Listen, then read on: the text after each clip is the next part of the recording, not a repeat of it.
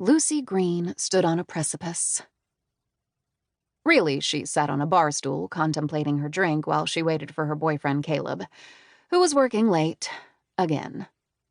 If he didn't cancel altogether, they'd order another round, talk about their routine days, go back to his place and have mediocre sex, and she'd fall asleep listening to him grind his teeth because he refused to wear a mouthguard. And that would be how she spent the final night of her 20s. But it was fine. She was fine. Everything was fine. "Would you like something different?" the bartender asked her. She looked up and found a handsome face hovering before her. She'd paid no attention to him when she came in, ordered her drink, and immediately proceeded to check her email, because it had been 20 minutes since she left her office and literally anything could have happened in the world of celebrity publicity. He looked like most bartenders in LA. Tall, chiseled, probably an actor. Except in place of vain indifference was an interested warmth that made Lucy sit up and pay attention. He wadded a rag in his big hands, then pointed to her glass. "Your drink. You don't seem to be enjoying it. Would you like something else?"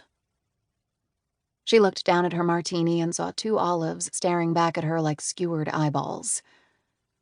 Her boss, Joanna, favored the drink, and Lucy found herself aspiring to such sophistication. "I like it just fine, thanks."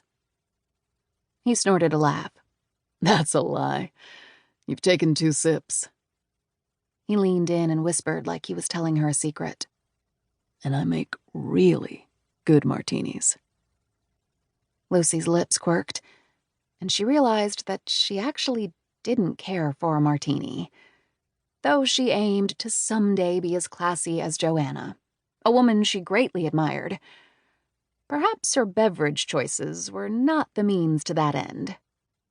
She didn't want to get drunk. She couldn't. She had too big of a day tomorrow, with a promotion on the line. But maybe something different would be nice. She pushed the glass across the bar toward him. "All right, then. Pour me something else." He took the carefully crafted cocktail and dumped it into a sink beneath the bar with a flick of his wrist. "As you wish." He gave her a smile that could have easily landed him a role on a streaming series. He flipped his rag over his shoulder and turned around. Lucy swiveled on her stool to face the door, watching for Caleb. The bar had a beach chic vibe, with a big glass wall, white marble bar with copper finishing, and pops of teal and apricot on the walls, the stools, the chairs. It was more inviting than depressing, which was how Lucy found most bars. Open and airy. It didn't hide secrets in the dark. No sign of Caleb. She checked her phone again, but only saw his last message from 20 minutes earlier. "Running late." She scrolled up in their chat to see the selfie of the 2 of them standing in front of the condo they had just signed a lease on. They were 2 weeks from moving in together, and Lucy was counting down the days until she could stop tripping over all the boxes in her apartment and live with her boyfriend. Caleb was smart, kind, ambitious, but not heartless.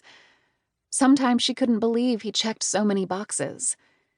He was the guy she could see herself marrying and moving to the suburbs with to watch their 2 kids chase a labradoodle around a pool someday. After 2 years of dating, she was ready for him to drop to a knee and present her with the emerald cut of her dreams. And if Hollywood was to be believed, he would do it tomorrow, on her birthday. If only he could show up for drinks on time.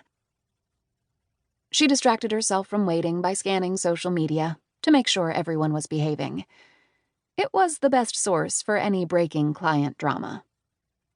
At the top of her search was her own problem child client, Leo Ash, whom she'd inherited when she made junior publicist at her firm, J&J Public. Leo was a rock star in his late 20s, who got famous as a teenager and had a celebrity scandal rap sheet 100 miles long. Next was one of her boss's star clients, Ms. Ma, A female rapper releasing a music video the next morning that was sure to set the music world on fire.